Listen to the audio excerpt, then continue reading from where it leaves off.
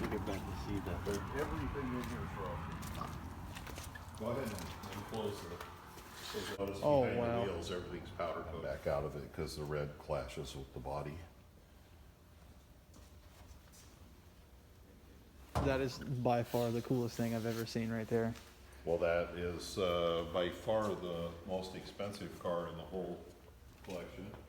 And Look it at is that. by far the rarest because that's a true 68 110X. It's not a 69 to 74. 69 to 74, they made about close to 15,000 of them. That car there is one of 320. Wow, dude. This is like And the gem, engine gem, is back in gem. the build room. It is a solid aluminum side plate, aluminum rotor housing 10A. And the Mac 10 were the two outboard engines that were made by Sox Blankel. And those came out in, is that the light? Look at how fast the speedometer is on this thing. Is that where it pops out? 140? Holy moly. That's Man. so wild. The Maserati. Yeah. And this came out in what, like 80 something? Which one? This one here?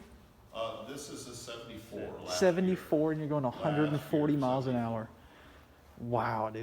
In a little super unsafe car.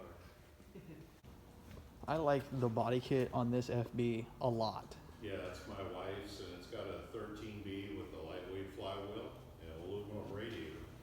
So that thing's got probably $4,000 worth of speed equipment on it. But yeah, it's got an old school 74 RX-4 engine in it that's ported severely You see the Mazda signs on it? with an 11-pound That's sick. aluminum flywheel. It's got headers on it, and then this carburetor is a Cosmo carburetor in intake.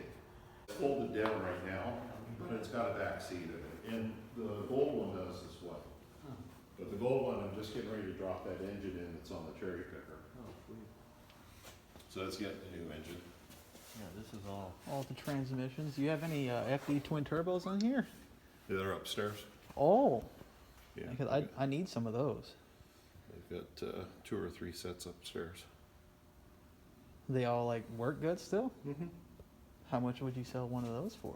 You Like got some my things my in- turbos are blown up right now. Like there's Oh, are like they? shaft play, yeah. So that's like I've got a used set that you could use for a while. yeah, because like I have And all the then what money you for my do is motor. you take your originals and send them back to Brian at B&R Supercars in Tennessee. So let me just have two. And he'll rebuild the ones that you have Gotcha. and then put the used ones on until they start smoking. Yeah.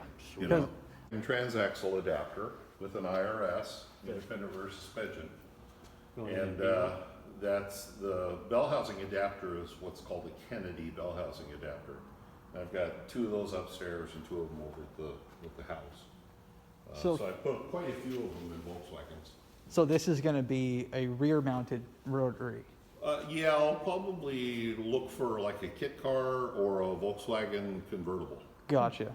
So know. theoretically, if you like mounted this engine further forward, could this turn it into like an all-wheel drive kind of Yeah. thing? That's Yeah. cool. Has there Yeah. ever been an all-wheel drive? In fact, I've got a builder building me a B2600 4-wheel drive transaxle or transmission, and he's going to put an FD bell housing on it because it's going to that 20B that's in that box there. Gotcha. So There's a in this, 20B in that box? yeah, in the box over here.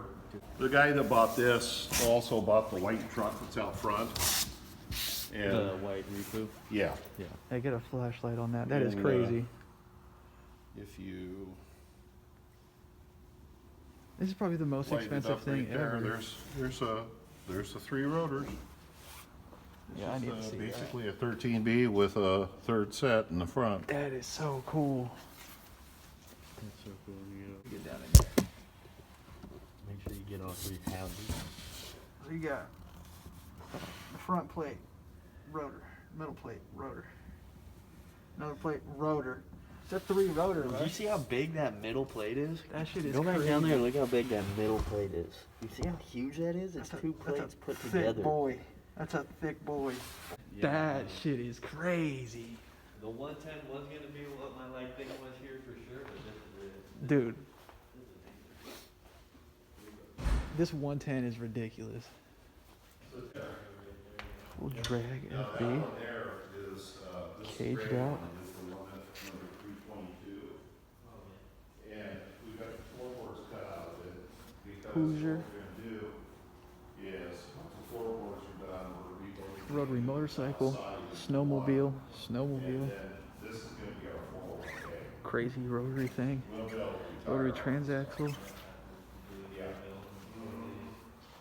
cheetah seats. Yeah, yeah, so we're, taking a myriad of parts off, not only this car, but the one outside, and putting this one together, because this one here, if you notice, Oh wow, there's no floor in this. yeah. now this This is is the one one of my, he's talking about that when they redo it, he's dailies gonna for a retire. convertible, it's got RX-8. Look at how nice the Leather. top is. Yeah, I put Oh that my on. goodness. You can still buy these? Yeah. I need put- that. I put the top on. So nice. So did you, when you bought it, did you have to cut the rear window in? Or, Yes. yeah, that's the thing that I'm seeing that like kind of makes me Yeah. scared to do it is that. Yeah, I swore I'd never do it again. This Well, is there a you gotta car be. that I made,